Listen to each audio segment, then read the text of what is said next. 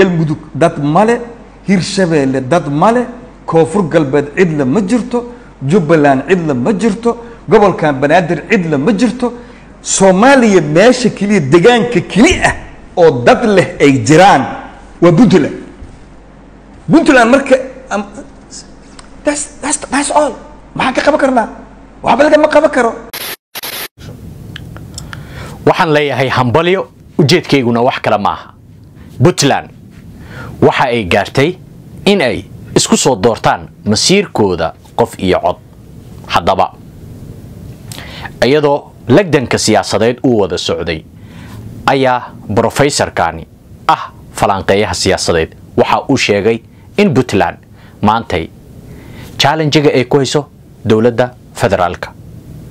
ay ku qasabtay in la waayo maamul goboleed kale oo iyada isbarbar dhiga amaba la xisaabtama hadii maamul goboleedyadii kale meesha ay ka baxeen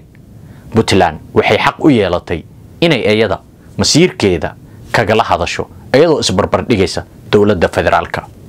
haddaba maadaama ay maanta taagan tahay qof iyo cod Soomaaliyana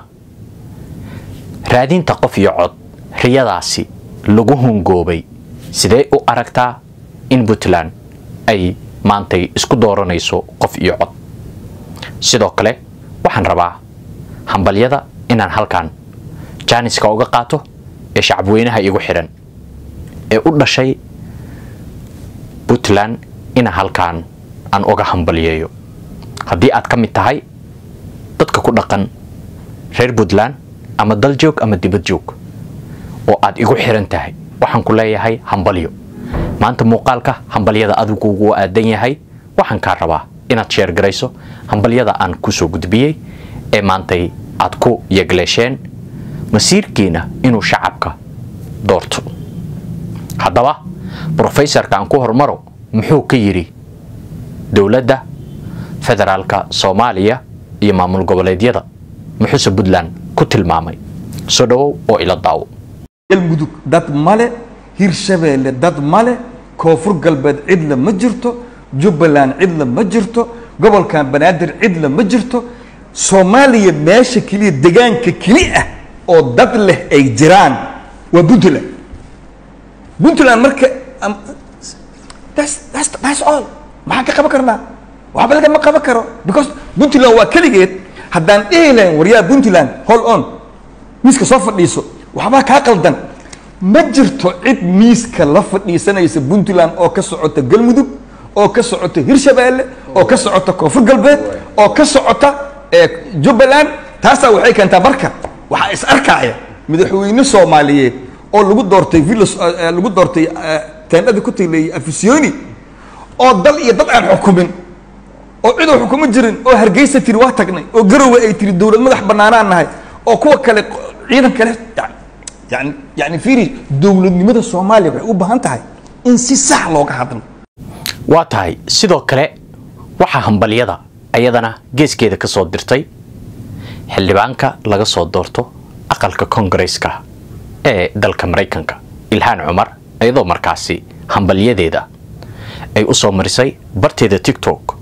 bulshaweynta reer Puntland hambalyo reer Puntland waxaan idinkugu hambalyeynayaa sida sharafta leh maanta aad doorashooyinka uga qayb qaadateen waa wax lagu farxo waa wax la soo dhaweeyo waa wax lagu faano waxaan rajaynayaa haddii Ilaahay yiraahdo doorashooyinkan inaynan ku ekaanin Puntland meel kasta ay gaaraan oo aan aragno insha Allah Soomaaliya oo meel kasta laga codeynayo qof kasto codkiisa uu soo codkiisa u dhiiban karo waxaan rabaa in aan hambalyo u diro madaxweyne Dani oo hadee daraadiisa ay doorashooyinkaneeti u dhacayaan fikradiisa iyo waqtiga badan uu geliyay in uu suurtageliyo doorashooyinkaneeti waa wax u baahan in looga mahad celiyo insha Allah hadee waxaan idin wada rajaynayaa guul iyo gobonimo ku dayo Puntland ku dayo waxaan rajaynayaa hadda maanta wixii Puntland ka dhacay in Soomaaliya dhan ay ka dhici doonaan hambalyo reer Puntland masiirkooda inay ku gaaraan inay aytiinkooda shacabka uu ka taliyo qofka ay u arkaan inuu doorashada mudan yahay. ma isleedahay Deni waxa uu baal dahab ka galay taariikhda Puntland oo miyaad igu raacsan tahay mise waad iga soo horjeedaa? haddaba aragtidaada adigoon qofna cambaareynayn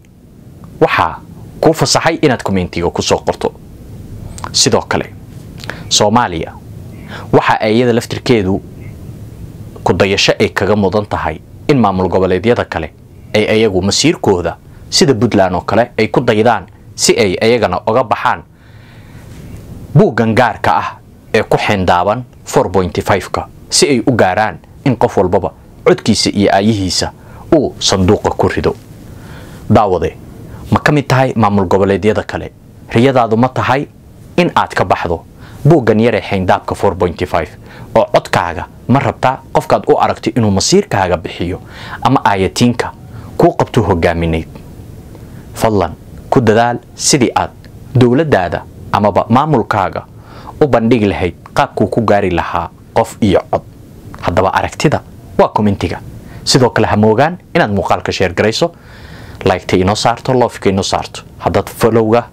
na siiso Facebook-ga adoo jooga waan soo dhaweynayaa. subscribe-kana waa YouTube-ka, love-tana waa TikTok-ga. haddaba waxaan ku leeyahay emoji taageerahaada. aad ayaad u mahadsantihiin.